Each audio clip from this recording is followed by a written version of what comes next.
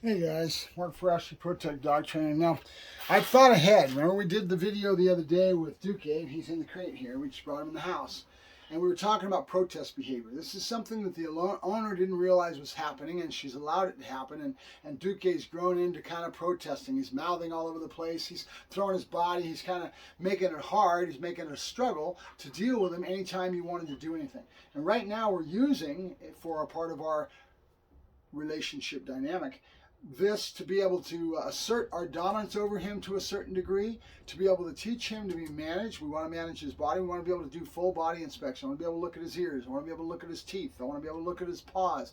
I want him to allow me to handle him in kind of a rough fashion in regards to whatever I want to do to him. He should feel totally comfortable with it. Okay, so when you have a young puppy, 8 weeks old, comes from the litter, you're going to have a puppy that doesn't have any clue of any of this stuff. So what you need to do is you need to make sure that you don't let this even struggle and protest behavior even manifest, because you do things the right way and you don't let the dog go towards this behavior traits that cause a problem. At this point, it's not something we can't roll back. It's no big major deal. The dog's not 3 years old or Bane's age, where he's never been handled in those areas and it's become a problem, right? The dog's a young puppy, so we can nip this in the bud now and we can start doing sessions. So we did one session where I explained this all to you last week. Now we're going to do another session. I'm thinking ahead now because I know where I want to go. I know what I want to achieve. And so I started thinking ahead. So one of the things is to have some kind of control factor when he's in the house. I could put a leash on him, like the last time I think you saw the video. I probably had a leash on him and I had something to grab. Well, if he's dragging a leash all over the place, it's kind of a pain in the butt. But I can very easily take some nice small thin rope, and you can go to Home Depot and they've got a whole section with a rope, right? Find yourself some of this nice cotton line, okay, real loose. And I bought a little bit of it. Maybe it was bought at the hardware store or something like that in a nice little loop. And then I'm going to take a certain amount of line and I'm going to tie a knot in one end of it. I want a square knot because a square knot will stay square. So I go and I tie a square knot. Okay, now this may be a little bit small. I may need to fashion it out. That's why I've got enough rope that I can make several of them, right? But I don't want so much length that the dog can get their paws stuck in it. Okay, that's what will happen. This loop will be here and his paw will get in it because it's too long, okay? And I don't want something so short that I can't grab it when I need it, okay? Now I'm going to tighten this dang thing up. Hopefully it'll work. Okay, nice square knot. Doesn't need to be fancy. I can burn that off with a lighter and make it nicer if I want to. Now, I'm going to put the pinch on the dog. And he's going to have a pinch so he can be managed with a pinch. Now remember, if I go drag the dog around on a pinch and trying to get him to go places, it's a constant pain. I don't want that. So sometimes I'll take this off. When I do agility is a good example. If you ever heard some of my videos, when I do agility, everything's supposed to be positive. I'm building confidence in the dog, getting him to go to learn to go up on things, go over on things, and I need to work him. I'll take my leash and I'll go to the flat collar, because I do not want to have any correction based when I'm building confidence, and I want the dog in a very positive frame of mind. And it's another relationship dynamic that allows me to grow the dog's confidence and at the same time teach him that I'm there for him. We're a team and I'm right there to support him, and I do a whole regiment of agility. So back to our tab. I'm going to take the tab and I'm going to go inside of my running end, in through here, and I'm going to come back. Hopefully you guys can see this. And I'm just going to loop it through, and now I've got something to grab. Okay, so I'm going to want to do my jerk releases, my little pops. I'm going to want to do really crisp corrections that are done and over with. You've heard me too. If you've been watching my videos over the last week or two, you've been hearing some of these concepts of how we correct a dog. It's got to be done and over with, and I don't want constant pressure on this trying to drag the dog around. It happens now and then, but if it becomes a problem that discomfort from the dog because I'm trying to drag him around gets in our way, I'm going to take it. I'm going to go to the flat collar. Right? Depends on what I'm trying to do and what I'm trying to manage the animal on. So I'm aware of that ahead of time, okay? That we need to be aware of the dynamics of what we're trying to work with. Now, the other thing I have here is I have a clipper, my toenail clipper. Now, the dog's never seen this, so I'm going to keep it closed because I'm not going to clip a nail. I don't want to clip a nail in chance right now as I'm building this dog through this, that I nip it and go below the quick and it hurts, because pain will be stuck in his head and he'll always remember that, and then it becomes hard to manage the animal when I'm trying to mess with his toenails. Better to clip off really fine, shave it, and let him feel it and not get anywhere near that quick where it'll create any pain, right? Because I'm going to build up on this whole concept of handling this dog where I need to clip his toenails. So he needs to now hold for each toe, okay? So at this point, we may not go that far today, but I'm going to introduce this by just tapping it and then starting to do this. Watch how this works. Let's see how it goes. He's going to be excited coming out of this kennel, so we might have to deal with some excitement.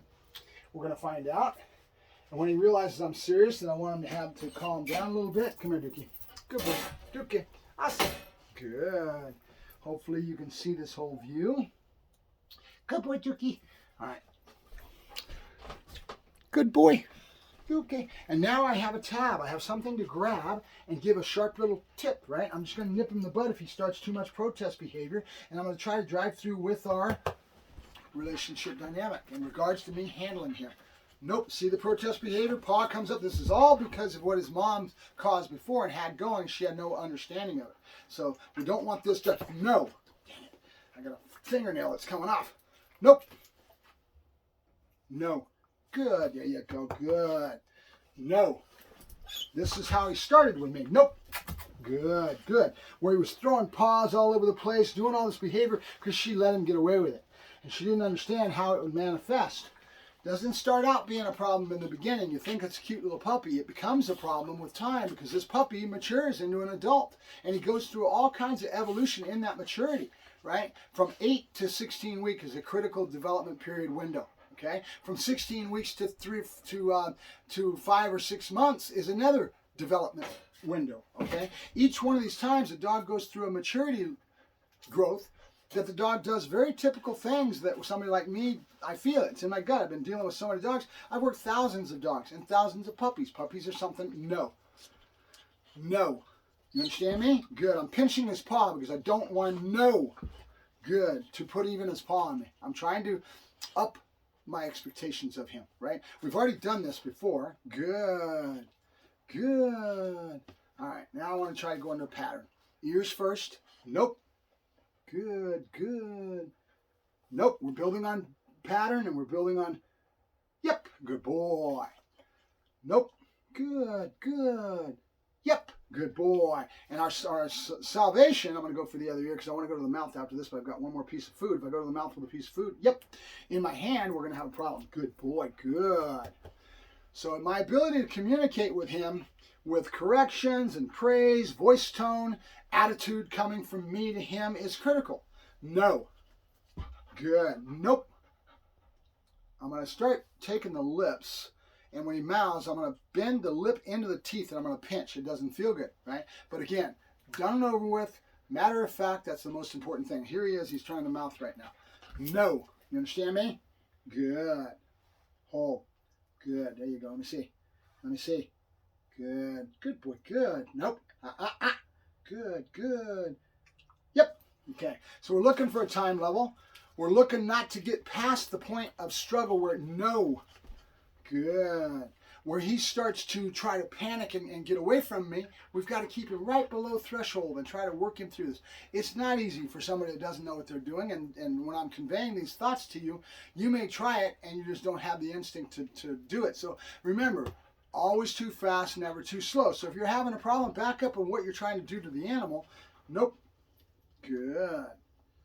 And he right away goes to protest. She had such of this behavior built into him. It wasn't even funny. He's been this way, and it's part of his personality now. And we need to nip this in the bud and teach him he's not allowed to do that. Good. All right, let me see your paw. Good boy. Let me see his paw. Good. Now, I've been pinching, so no. You understand me? Good. My attitude comes up, done and over, and I pitch that lip. No. You understand me? Good. That's my boy. Good. Yep. Good boy. Okay, so time level and giving him that release and going into his reward is important because now he's going to start saying, struggling is not worth it. If I just hold here, he's going to give me my release and I'm going to get my food. Right? That's what we're after. And we're after to build a pattern, and it's all based on the time level that you're starting to build up on. Time levels on the ears, then go to the mouth, then we're going to go to paws, but I want to do something different with him today in that regards. Come on. Yep, good boy. Good. Good. Hold it. Good boy. Good. My attitude's important. Good. Now, another place that you're going to be able to do this sort of same thing, no. same sort of thing with the dog, isn't bathing the animal. Because when you bathe the dog, you're putting him through something he really doesn't want to do. So you're going to have to hit these struggle spots. You're going to have to, knock it off. Get him to stop shaking, doing the bath in the right way. And one of these days, maybe I'll show you, there's a certain way of setting that whole thing up. And bathing is one of the best times to bond with your dog and to have this interaction that gets the same point of view across, right? That I have the right to do my things to you. You have to sit still. You have to put up with this. And then when we're done, we go to the toweling off. And the toweling off is one of the most enjoyable things for the dog. They love that time, right? Becomes a very big enjoyment out of him. And as you start to do that, you start bathing the dog once a month or every other month or whatever. Bathing too much is not good. You end up having a really good time to be able to bond with your animal, but the same thing is happening. Your relationship dynamic between you putting him through getting a bath and expecting something out of him, starting to correct him when he's not doing the right thing, and then he starts to realize that you're going to put this pressure on him and he's just got to hold and get through this. No. Good. Okay? The better you're going to do, right? So this, you got to pick your battles too. This fight with him putting his paws up, if I keep pinching the paws, I'm going to create more of a monster. So I've got to try to back off and go to another place where I can handle his paws. All right, so we're going to put him in a down, couché. I'm going to pull him on his side. There's that submissive position, and I'm going to start playing with the toes. And all I'm doing is grabbing one toe. Nope. And here comes the protest behavior. No. He thinks it's play. It's not play. Yep. He's got to learn that I'm going to handle him, and I'm going to expect something out of him, and I'm going to correct him if he gets out of line.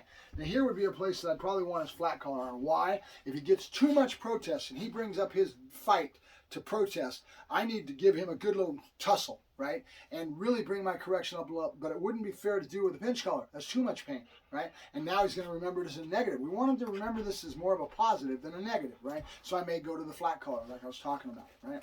So now what I do now, is I'm going to bring in the clippers that he's never seen. Good boy. I'm going to show them to him. Good boy. Good. Down. And all I'm going to do is I'm going to tap the toes. I'm not going to clip his toes today. Good boy. Good. Yep. I just tap the toes. Hopefully you can see this. Good. There you go. And all I'm doing is setting up a pattern. I grab the foot, tap the toes. Good. Good. Yep. And right away go to my food. I'm just picking up a pattern of me touching his toes, grabbing one of the toes with my fingers, and I'm kind of extending that toe. If you ever felt the dog's foot, then there's that one toe to be able to clip. And I'm kind of tapping a little bit. Yep. And then I give him his reward, and I just move to the next one, right? I might do the whole foot, grabbing each individual toe and work my way through all 5 toes. No, there comes the protest behavior. He's got to learn when he does this behavior and starts to protest that I'm going to correct him for it, right? Nope. We want to keep it in between the threshold of him panicking and wanting to really struggle, because if he struggles too much, now it becomes a negative. No. You understand me? Ouch. Down. Good. There you go. Good. There you go. Good. Nope. Good. He doesn't know what this is. He's trying to mouth this. He thinks it's a toy.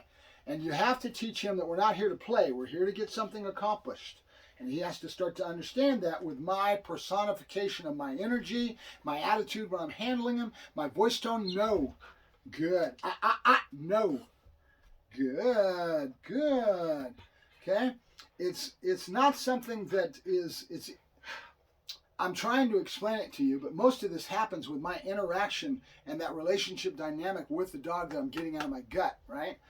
And there's no exact answer to it, but you want to try to keep your threshold below the fact that he really wants to kind of panic or really get into struggling with you. You want to avoid that if you can and get to that nice little smooth spot.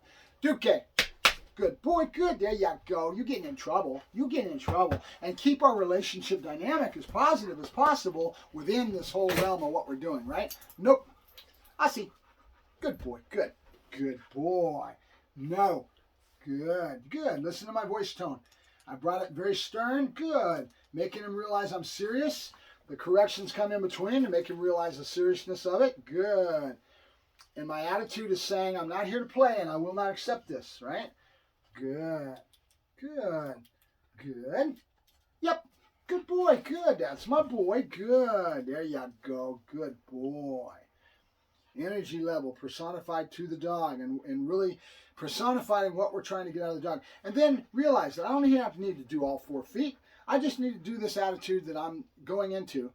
And then I can end shorter instead of dragging it out so long that I have to do all 4 feet. Now I get into the struggle, right? I want to avoid that struggle. So I might just do 1 foot, make it positive, end it, and come back to the next session, right? And then do the same foot and now grab to the second foot. I mean, whatever it takes that I've got to back up to make this end up being successful in the dog learning and growing with what my objective is.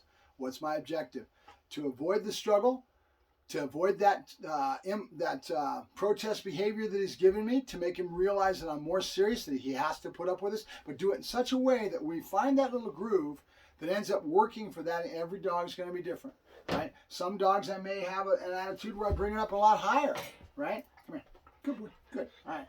Good boy. Good. And I want to keep my relationship dynamic between me and him, our relationship, and as positive as a light as I can. And I want to end on a positive, right? So again, I may only pick 1 foot if I'm having a big hard time, and I want to pick certain things. What's he doing? He's throwing his paw up. No. You understand me? No. I'm not playing. Good boy. Good. There you go. Good. Right when he did the right thing, voice tone change. Good. Went to one of calm, right? So how I work the dog through this is important. Every dog is different.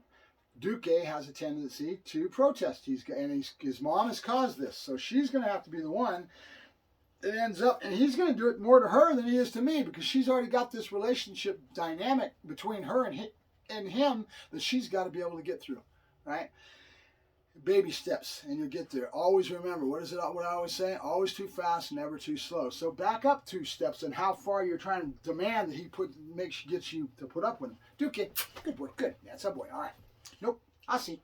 Good. There you go. Let me see those ears. Good boy, good. There you go. Good. Yep. Good boy, good. Let me see this other ear. Nope. Let me see it. Good boy, good. There you go. Good. Yep. Good boy. There you go. Good boy. Good. All right, we're done. We're done. And we ended on a positive. His ears were the better thing to be able to work with. We ended it there. That's the key. All right, more Ferrasci Protect Dog Training signing off. Have a good day, guys.